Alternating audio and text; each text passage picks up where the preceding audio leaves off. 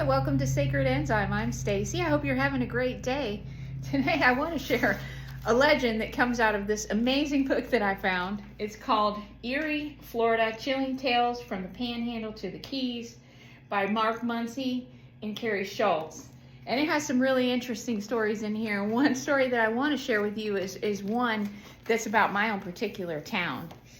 Now, I live in a small town in the center of the state of Florida. And there's a tower here that's on top of the highest point of elevation in the state of Florida. Now, this story takes place right next to that tower in an orange grove. And this happened in 1955. In 1955, there was a young lady that worked on her aunt's orange grove there in Lake Wales. And she would go out and help her family and their workers pick the groves when it was time for harvest. And in 1955, this is when this incident happened. And this young lady, she would be out there helping her family pick, and she would enjoy listening to the music from the nearby singing towers. But, you know, there was a situation that arose with the groves, and that is that they seemed to be losing a lot of fruit. And so they thought they might have had a animal problem, like a rodent problem, or possibly that they were having some theft. So they started with the animal scenario first. They thought maybe they had like a bunch of rats in the groves that was picking the fruit off the trees, eating the fruit off the trees. So they hired an exterminator to come out and set a bunch of traps. So the exterminator came out and set some traps to catch some rats, but instead of catching rats, they caught a 1-foot-tall man in the trap. Yes, you heard it. It was a 1-foot-tall, fully developed, naked male in the trap.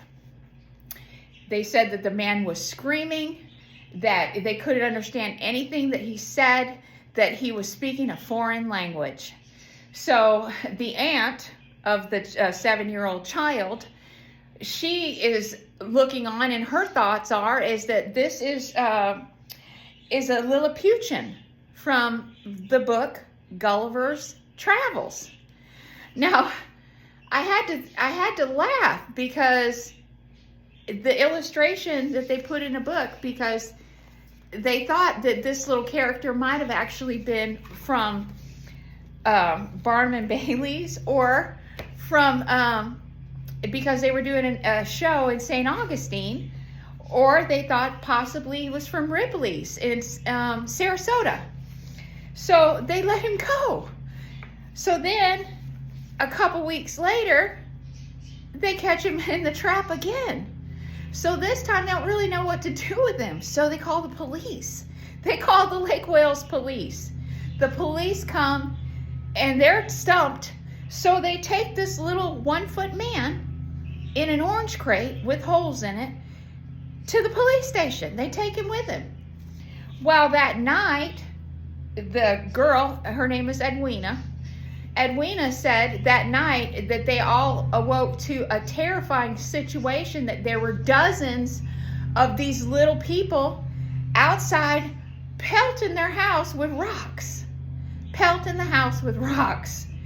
So the aunt got back on the phone, called the police department, and told them what was going on, and she was worried that they were attacking the house because the police had taken their brother. So the police brought the 1-foot-tall humanoid male that didn't speak any English, because they couldn't understand it. There was a definite communication opportunity. They couldn't understand anything. So they brought the little man back to the grove, and they let him go.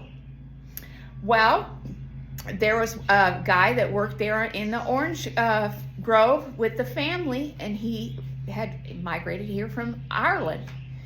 And so he was talking to the aunt, and he said, you know, this sounds a lot like the little gnomes that we have in Ireland.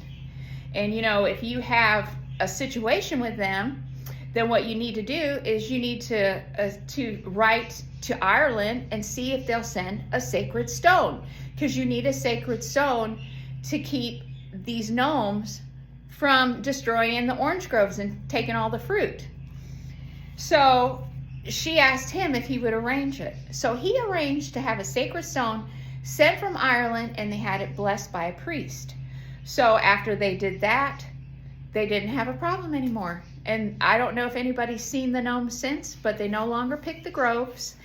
Since then, you know, this was in 55 that this story was told by Edwina. Since then, the orange grove has changed property, and it's owned by a very prominent, wealthy citrus grove family in my town. And of course, you can't get into the grove now because they have fenced all the way around, because I could clearly look at the photo of the street to the grove where this is at, and being from here, I know exactly where this is, but you can't get there. So anyway, I was just amazed. There is so many interesting things that are going on in Lake Wales in this history. And the fact that we have Lilliputians living in the orange groves in Central Florida is a pretty interesting story. So my question for you is do you think it's possible that Lilliputians from Gulliver's Travel were real? That there really could be gnome people? You decide. So thanks for stopping in and spending 6 minutes with me to hear about some of the interesting and eerie Florida stories from my neck of the woods. So thanks for watching Sacred Enzyme, and I hope to catch you on the next one. Bye-bye.